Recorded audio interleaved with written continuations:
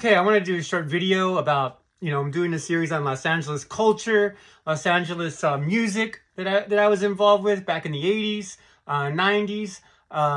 Back in the 80s, I was a teenager, and I was born in 1969. So 79, I was 20 years old, and 89, I was 20.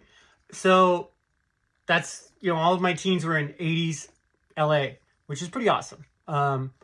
So, I was the other videos I said I was in the punk scene. I was in, I like to go out, I'm a man about town. I had a lot of friends. I got a car when I was 16. I was driving all over the place. So we go to these backyard parties, mostly like in Linwood, California. So we were kind of like leery of Compton because it was still, even back then, it was pretty rough. But Linwood and Compton were where they had a lot of backyard parties. Southgate too, which is where one of my family homes were. My grandmother lived in Huntington Park. So we would go to these backyard parties, and there would be DJs. And that's cool, just like today. There's DJs, they're playing music, and everybody's trying to dance or meet people, socialize or whatever. I noticed that they had two DJs a lot of times, and multiple people in the DJ crew. So maybe they would have like I saw one that said seven. There was like seven DJs. They had one stand over here. Another one had 3 or 4 different DJs. So that's how, they would kind of battle. They would play a song, people would get into it a lot. Then the other one play a song and people get into it. So it was kind of like a battle of the DJs, right? And I was like, okay, that's pretty cool, whatever. But it wasn't very it wasn't very like punchy or whatever.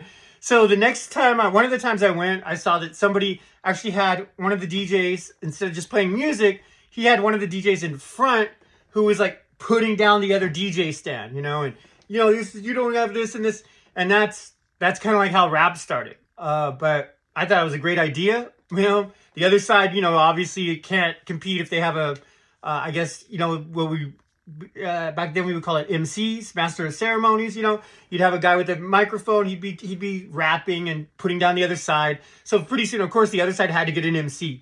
So then you'd have an MC, and then you'd have the background DJ playing their stuff, and then they would have multiple people come up as MC, multiple people DJ, and that was like kind of like how you got a group like Run DMC. With he'd already got 3D. One's more of a DJ. There's a couple of rappers, and that's like how I saw hip hop start in California, in Los Angeles, in Compton, Linwood. This is before NWA. The NWA came out in the late 80s. That was a big, huge thing when NWA came out. We were like, whoa, there was Rapper's Delight. There was other different, like, the Buffalo Girls Go Around the Outside was out then. They had like the hip hop staples kind of, but they didn't have like, Run DMC was a big group that was like more of a mainstream group. They came out and we were like, yeah, that's great. And that was like more in the mid 80s. And then when NWA came out, it was really like, whoa, like we didn't know that people could even put those things out on records. We were surprised they even got signed. We were surprised the police did, the police did attack them, but, we were just in awe of that. And then, of course, this is just the West Coast scene. The East Coast scene, there was like Public Enemy and things like that. We were into Public Enemy. Yo Bum Rush the show. We had it on cassette. We would blast Public Enemy. Going to punk shows, we would play rap interchangeably. The Beastie Boys hit really big with License to Ill in the mid 80s. So this is how I got into the hip hop culture, how I saw it kind of form in LA, and how it exploded through the 80s into the 90s. And now we have it today. It's pretty much standard. But it all started with one DJ trying to like outplay the other DJ and then get an MC. And then they would have these like rap and DJ battles. And I saw a few of them. That wasn't really my main scene. I was like more into punk rock and, like I mentioned, punk, goth and things like that. But I did see some of those, and I have some friends. Hopefully I can have a podcast with them and we could talk about some of the shows we went to in these backyard parties, which was fun.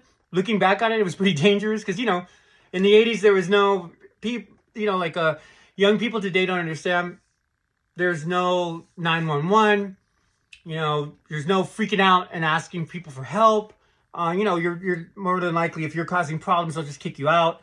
and then whoever was probably causing you problems will chase you out of, follow you out of the party and try to mess with you or whatever. So, it was rough times. We had to learn to survive. And, I want to tell these stories and get them out because I think that, modernly we have much more tools. We could call 911 on the phone. We could do anything. We have all these different things. There's a lot of people could take videos.